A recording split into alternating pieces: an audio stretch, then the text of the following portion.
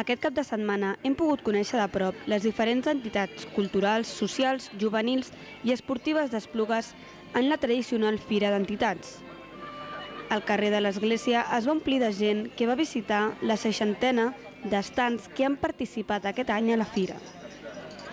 La combinació d'organitzacions com la Creu Roja, fins a entitats del món de l'esport o del col·leccionisme han ofert una gran varietat d'informació als visitants. A 2 setmanes de les eleccions municipals i ja en plena campanya, la majoria dels grups polítics no han volgut perdre l'oportunitat d'apropar-se als ciutadans i poder-los explicar el seu programa.